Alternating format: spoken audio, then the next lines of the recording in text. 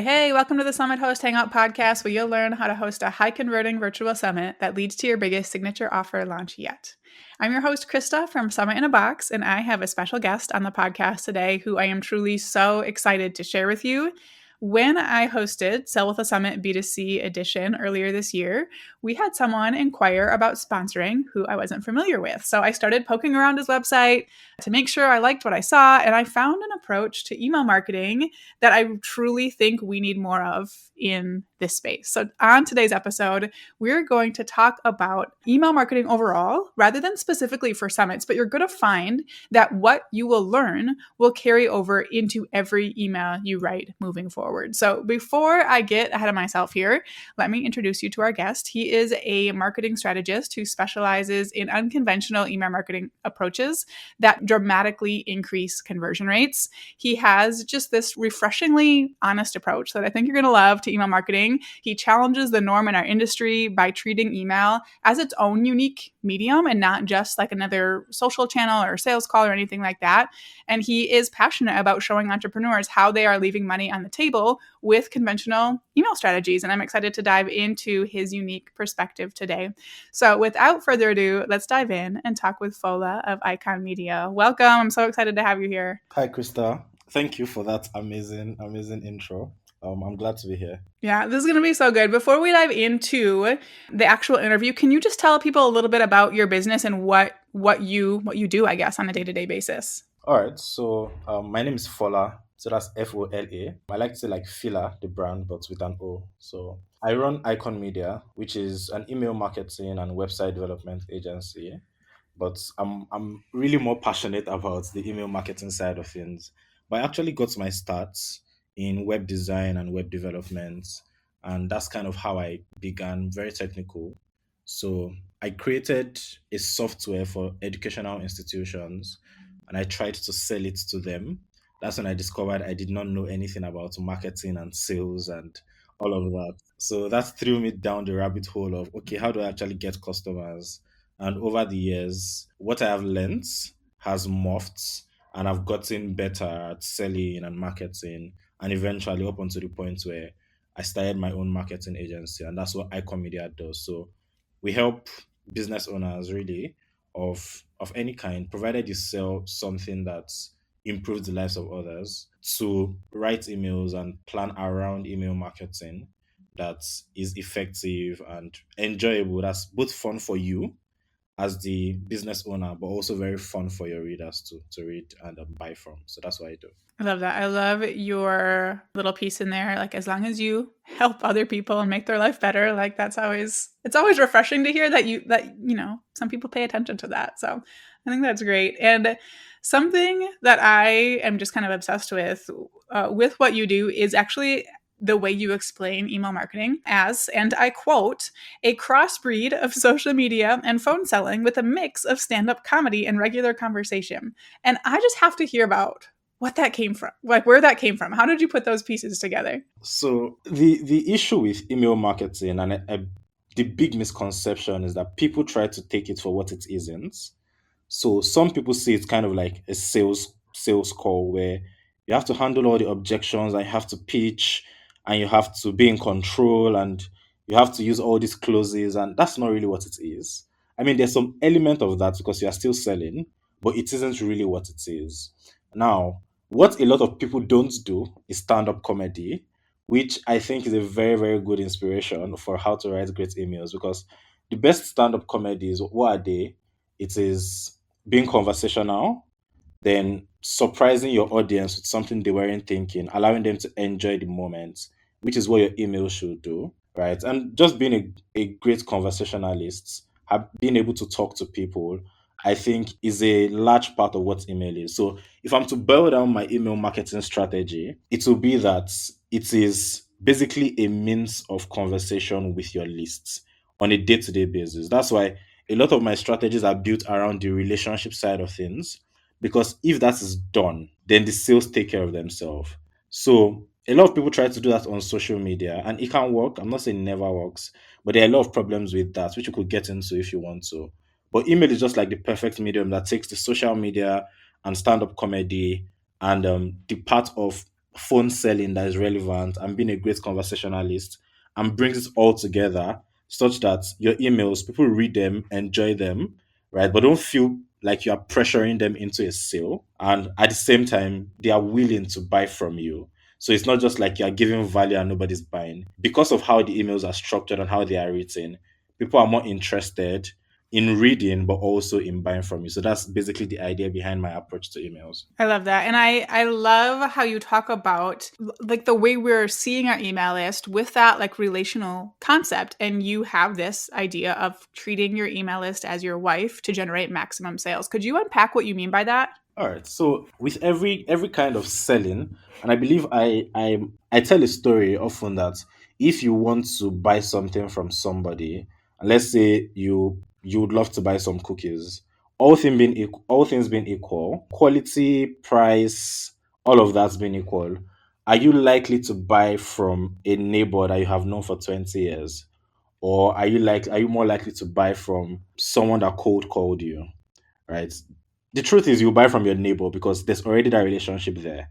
So, what makes selling easier is the relationship, and most people do not focus on that. They try to look for what subject line trick would get my opens up, or what can I say in the body of my copy that will get people to click. And we could go into that. There are some things you could do, but those things should come after the relationship, not before it.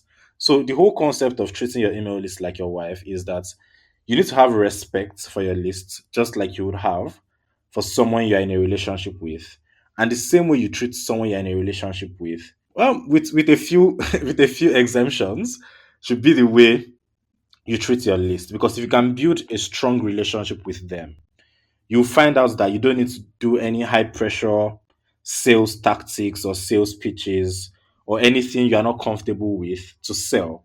The relationship is what carries the sale. So that's basically the approach about treating your email list as your wife. And if you have that lens on, you can filter a lot of strategies and you just discover that many things that a lot of gurus preach just don't make sense once you start looking at it through that lens. Ooh, do you have any examples of that, of something that just like doesn't fit this mold? Okay, so now I don't know if they preach it, but I know I've seen it a lot of times where people don't, you register, you sign up for a brand's email or sign up to be on their email list, and you hear from them the first week you sign up because there's an automation there. And then after that, you never hear from them until they have one launch or one pitch or something going on, and they blast you with like 5 emails in 2 days, right? And it's not necessarily the blast that is the problem. The problem is you are treating your email list like a booty call, right? You don't talk to them throughout, and then when you need something from them, you now reach out. And that's a very, very transactional way to look at your lists. What is more beneficial is what I preach, that having that consistent relationship with them, sending the emails as frequently as you can. I say every day, but then there's some nuance there. But as frequently as you can, sending the emails. You may choose to sell in every email, you may choose not to sell. How you do it is what matters, and we can discuss that also.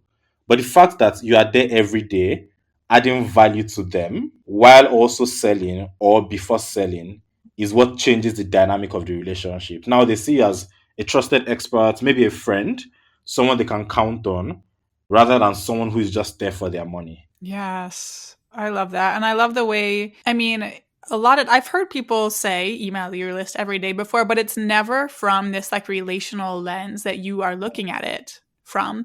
And I also know that that email frequency is going to be like way more than what most of our listeners are used to. I have myself up to 4 or 5 emails per week right now, but it was like a whole mindset journey to get here. What would you say to someone who feels like they can't send more than like one email per week without annoying their audience? Okay, so now there are different layers to this, and we could unpack it. And I think your 4 emails or 5 emails in a week is great. Most people don't even do that. What I would say is, first of all, you need to understand why you are sending, the frequency at which you are sending. So let's go back to our analogy. Your email list is your wife. If you are married to someone, how frequent would you love to speak to them, or would you love for them to speak to you? Ideally, every day. I'm assuming if everything is okay, every day, right? And just with that lens, you can already see that there should be that frequent communication with your lists. But also, on the other hand of things, it is from their perspective. If they are on 10, let's use a business. Let's say, for instance, something that is even quite transactional. Let's use our cookies, for instance. You sell cookies. If they are on 10 lists of people who sell cookies, and for whatever reason, you only send an email once a week or once in 2 weeks, and someone else is sending every day, whenever they need cookies, whose name are they more likely to remember? Right? They are more likely to remember the person who has been there conversing with them all the while. So those are the like two big mindset changes. But I understand that it might still not be easy. What I'll say is gradually increase the frequency, because the big problem here is that we project our fears onto our audience. So because we feel like if someone sends us an email every day, we would not like it. So we believe our audience also would not like it. And the problem with that is, one, you probably haven't had someone that sends you good emails every day. So that's probably why you think you won't like it. But secondly, what you love is totally different from what your audience loves. Right? Some people would never pick up the phone to like answer calls because they don't like being on the phone. But phone selling works wonders for their business because their audience doesn't mind it. So what you want, you have to separate yourself from the audience, and you don't want to sabotage your business because you are projecting your fears onto your audience. So all of this said, if you are in that state of maybe one email a week or one email in 2 weeks, I would say gradually increase it, because I don't think it's a good idea to go from one email in 2 weeks just to daily emails all of a sudden. It can cause some problems which we can discuss. But what you want to do is you want to gradually increase it. So this week I have one email a week. Next week I have two emails. So I may do Monday and Friday. The third week I increase it to three emails, Monday, Wednesday, and Friday. Gradually, you would gauge where your list is at. Are there more complaints than acceptance? Now, again, you want to be very, very careful, because one of my clients that we're working with, we went from like two emails a week to six emails a week immediately. And we got a lot of complaints. Well, not a lot of complaints. We got some complaints. And I asked him that, okay, on average, how many complaints are you getting? And he said maybe two or three per day. But he had a list of like 20,000 people. That is insignificant, right? Compared to how many people you have. And at the end of the month, we made like 80K in additional revenue, right? So it's all about understanding who to listen to and who not to listen to. So even if your list is complaining, you want to look at, okay, are these complaints legitimate? Have these complainers ever bought from me? Because you will find out that a lot of the complainers are people who never buy. And that's not to say they are bad people, but you always want to prioritize, okay, if these are people, if these are my core customers and they are complaining, maybe I am doing something wrong. But if these are people who have never bought, who have never indicated interest and are complaining, maybe I should not put as much weight on it. But all of that being said, increase it gradually. And you most likely find that, in my experience, the experience of people I've worked with, your audience doesn't care, really. So far, you're writing good emails that are interesting. They would get used to it. They will love it. Your sales will increase. Most likely, your open rates will also go up, in my experience, by about 10 to 15% once you start daily. Once you start sending emails daily. There's only good things that come from it, to be honest. Oh, I absolutely agree. And like what I hate to see is kind of what you were saying, is like seeing people basing their business strategy and choices on the people who don't want to hear from them, the naysayers, like you said, the people who aren't going to buy from them in the first place. And I have seen the same thing that you've mentioned here. I've seen only good things, at least as far as our business goes, come from increasing that frequency. And I do have an assistant that will filter out any negativity. So like I just straight up haven't seen any, but I have received several positive comments since I have done this increase that I've never gotten before, around how much people love my emails and how respectful I am to my list and things like that. And I'm emailing them, what I would consider a lot. So I have seen all of this play out. Another question that I think people might come across, where they're like, okay, this sounds great, but how in the world am I going to have time to write and send an email every single day? Do you have any thoughts around that? I do, and I could get into how to write emails in a way that doesn't consume all your time. But before I even get into that, I think we need to deal with the mindset. Because one thing I have come to discover is people don't prioritize the right things in their business. So if I come to you and say, Krista, I have this machine that all you need to do is stare at it for 10 minutes or an hour a day. Let's say an hour. An hour is a long time. Just stare at it. Don't leave the room. Look at it. But once you've done that for an hour, it is going to produce for that day, it's going to produce $20,000. How many days in a row would you stay at the machine? Every day, I'm assuming, right? You create the 1 hour to stay at the machine because it produces results. Now, the problem is people don't see email as something that they should prioritize because maybe they are not seeing the results there. So they think an hour is too long to write an email, 2 hours is too long to write an email. But if that email makes you $15,000, $10,000, $7,000 just that day, right? I don't know if an hour is too long or 2 hours is too long. I mean, I would spend that time if it makes me that money that day. So the first thing is you need to understand that you need to do what it takes to grow your business, right? Yes, you might have other responsibilities. There might be other things you are doing. Maybe you need to look into your business and say, what isn't producing revenue that I can remove myself from so I can have time to write emails. But the first thing you need to understand is you need to prioritize it first of all. Because a lot of people saying they don't have time is just a lack of prioritization.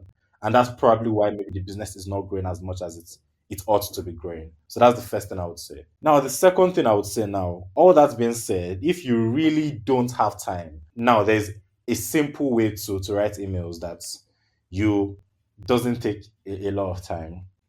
And the easiest way, there are a bunch of types of emails you could write. And for instance, an email fast track that you know about, the updated version has 22 types of emails you could write. And one of those types of email is something called personal experience email, meaning at the end of this podcast, I can write an email to my lists, basically saying, "Hi guys, I had a podcast with Krista. It was amazing. We spoke about everything email and summit, and I had the time of my life.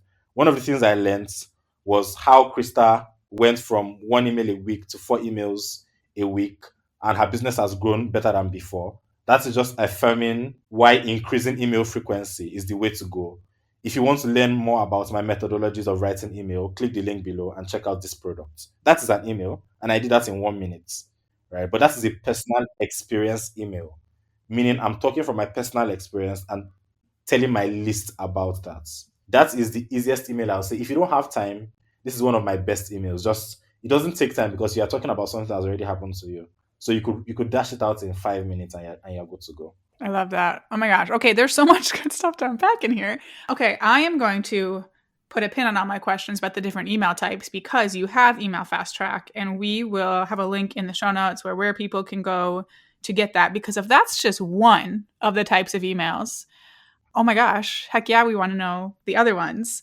But I just love how you reposition this. And I think you're exactly right that people, with the way they're doing email marketing right now, they're not seeing direct results. So, of course, they're not going to prioritize these emails they're writing that aren't that effective. Like, it makes sense. Do you have like a specific, I mean, I guess it depends probably on the different types of emails, but like, is there a specific email structure or certain pieces that should go into these emails that are actually delivering results? Not really. So it's a yes and no question. So I don't want people thinking in terms of templates because that kind of limits you. So like we said earlier, your email is more like a conversation you would have with a friend. So if you're having a conversation with a friend, you go in with the mindset of this is the title of my conversation, and this is what I'll say the first 2 minutes and then the next 3 minutes.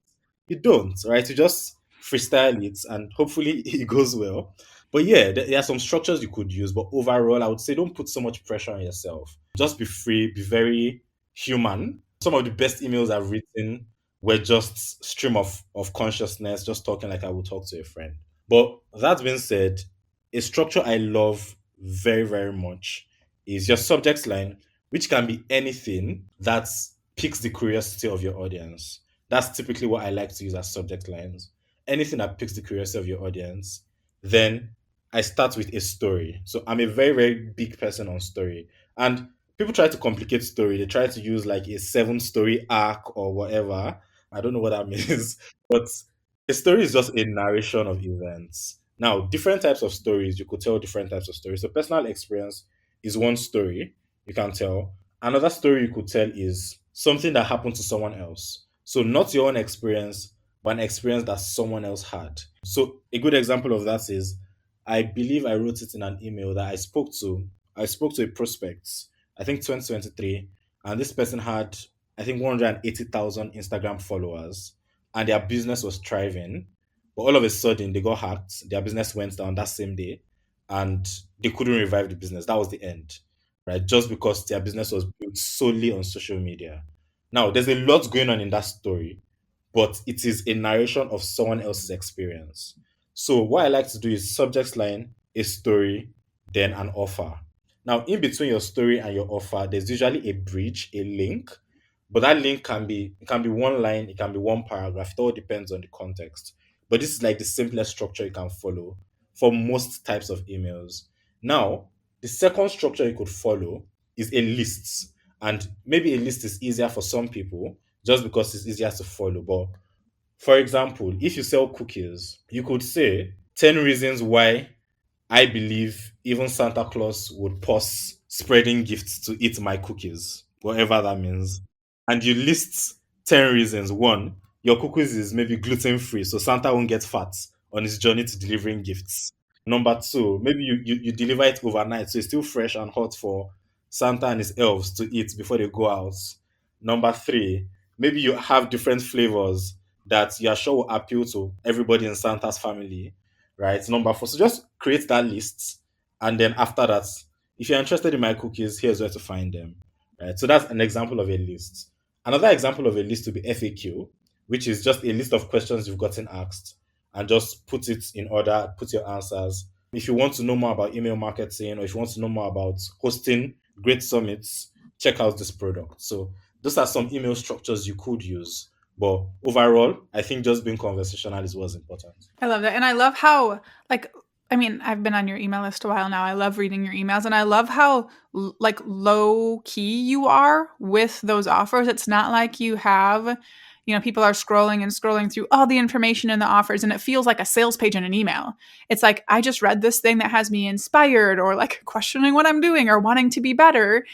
And then here's just this like invitation to get help with it. And it just feels very natural. And one thing you mentioned that I would love to add on is an invitation. So a lot of people are in a, how do I put, they're in a very needy state for to make money, to make sales. It's kind of like if you're dating someone and you can sense that this person has been single for a while and is really looking to settle down, and you just don't feel, you feel pressured for no reason, right? That's kind of how a lot of people sell, and they try to pressure people into buying. You want to kind of reverse that. You want to invite them to buy. You want to invite them to be a part of your journey. And if they buy, if they don't buy, you're perfectly fine with it. But it's an invitation. It's not, you're not pressuring them into it.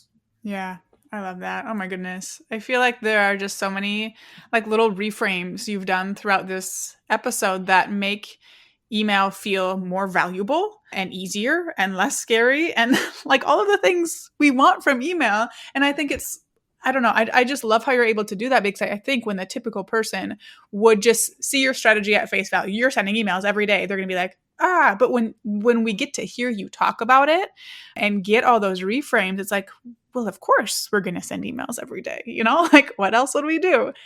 So I love it. I want to just take, this kind of final question to circle us back to talking about Summit, since this is Summit Host Hangout.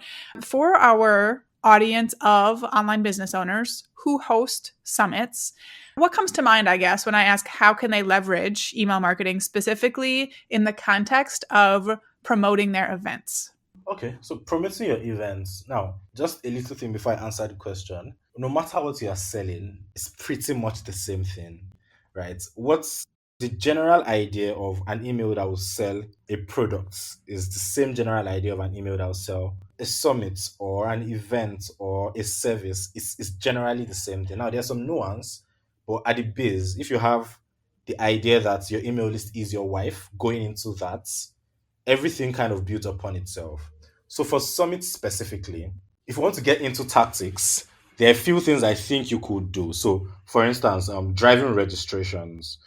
Like when I do special promotions, which I don't do very frequently, but when I do special promotions, my frequency of emails goes up even more. So typically I send one email a day, But then on special promotions, I send multiple emails throughout the course of the day. And it all depends on what I'm promoting and how hard I want to push. But if you are promoting a summit, I would say you might want to do multiple promotions during a course of maybe a time span. So depending on how long you are promoting it, but you might want to have this week you are sending multiple emails a day promoting people to register for the summit. Now, when they register or if they register at a certain time, depending on what you want to do, especially if you are a speaker in this case and you are not the hosts, I would say you might want to give them a gift for registering on time. So typically kind of like a bonus that you would give on maybe a sales page or something. You might want to say, if you register for this summit before this day, you get to get this gift, just so people don't procrastinate because people love procrastinating a lot. So that's something you could do. Now, during the course of the summit, I would still be sending multiple emails. I think you already do that, just to remind people to check out the videos and the trainings and all of that. After the summit, though, I would treat my paid offer as a launch. And the way I do launches is there's a beginning and end, and then there's the middle parts. So the beginning on the first day, I typically send 2 emails. On the last day, now you shouldn't copy me because I've been doing this like for a while and my list already knows how I am. But on the last day, I typically send 5 emails, right? So first day 2 emails, last day 5 emails. And Chris, I actually want to speak to you about this because I think it will be helpful for you. The first email on the first day is typically the core offer. This is what I'm selling. This is the product. This is the deal or discount you are getting if you buy from it by this particular time. So that's the first email on the first day. The second email can now vary.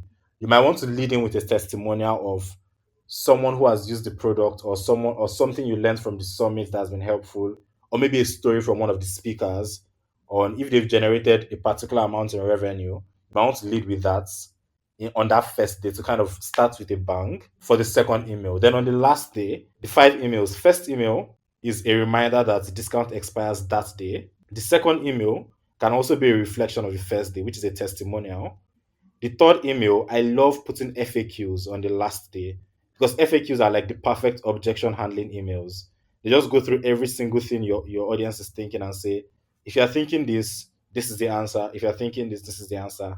So I love doing that. The fourth email can be a personal story about how you would use, it really depends, but how you would use the strategies in that product to solve a particular problem, a problem that your audience can relate to it. That would be my fourth email. My fifth email typically will be close to the deadline. So, like, say an hour to the deadline. And I would say, look, you only have 1 hour left, right? And if you are reading this now, it might even be too late because the deadline might have passed. But if you are still interested, look, here's the link. Check it out. So I make that very short so that people can check it out immediately.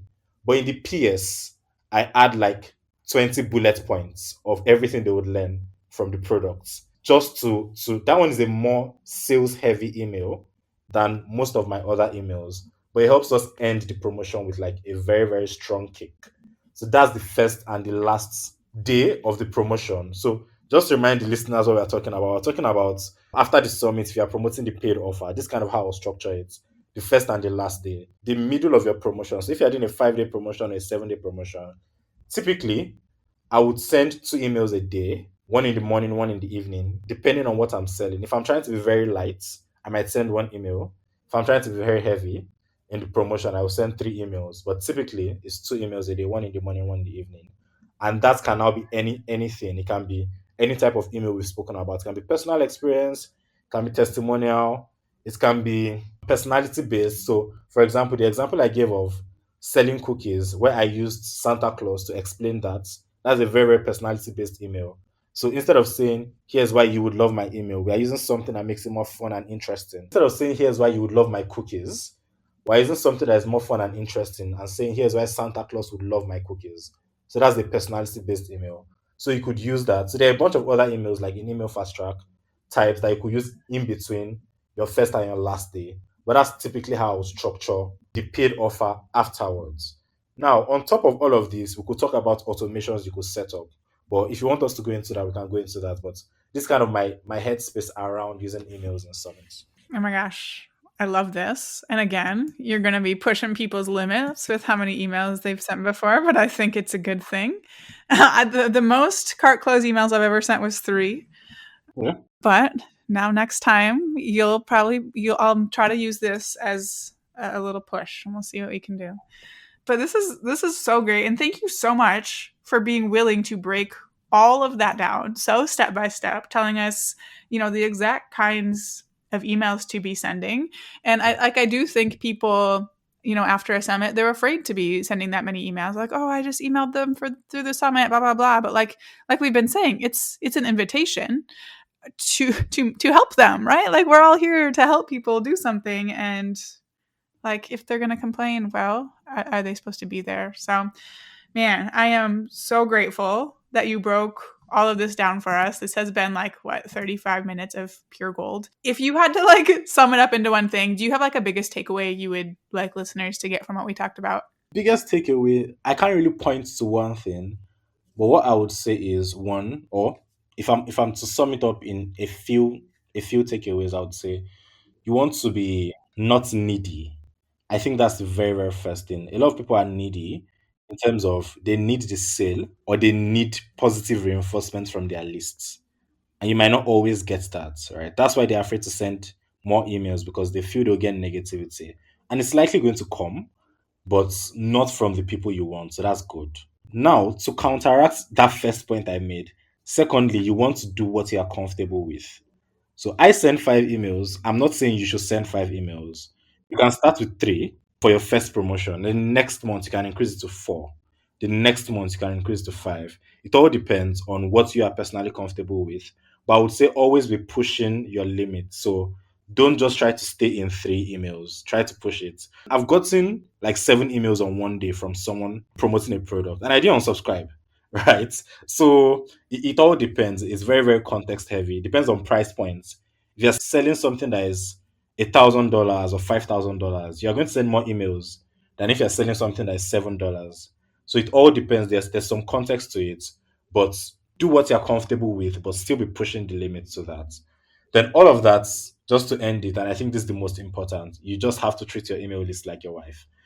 Anything you wouldn't do to your wife or your partner, if you wouldn't sell them on a product you don't genuinely believe in, if you wouldn't sell something just for the money when there's no real value behind it, if you wouldn't use some cheap tricks there are some tricks that really annoy me with email marketing, and we didn't get to talk about that today. But if you wouldn't use those tricks on your partner, probably shouldn't use that on your list. So that will just sum it up. Treat your list like your wife. I love it. It's perfect. Thank you so much. Where can people go to kind of learn more about your specific work and the results people have gotten from it? I think you have a case study we can dive into. Yeah.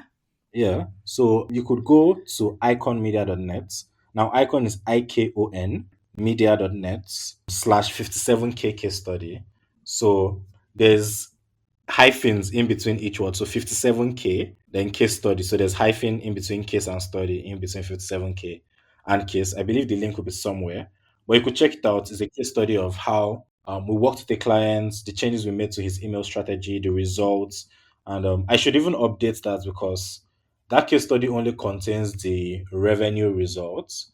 But I went back and looked at it, and there was actually, we gained 700 new customers, like customers that had never bought from him before, that bought from him from the time we started working together in the space of 30 days or something. Okay, over the next 3 months. I think the 700 was over the next 3 months. So yeah, you could go and get that case study, and you could look into the strategies we deployed, the changes we made, and you can also implement it in your own email marketing. Perfect. Yeah, we'll have a link to that in the show notes. I'll also see if we can get a link to Email Fast Track, because that is just another amazing resource for everyone to dive into. Thank you so much for being here, Fola, and sharing so much absolute gold so freely. And thank you everyone for tuning in.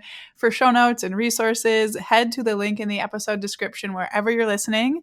It's going to have everything you need. And I hope you enjoyed this refreshing and maybe challenging approach to email marketing, but I hope it has your wheels turning. I hope it has you thinking differently importantly, about the emails you're sending, the purpose of those emails, the intention behind those emails. So please go ahead and grab some of Fola's resources to dive in more, and then go out and take action to plan, strategize, and launch your high converting virtual summit.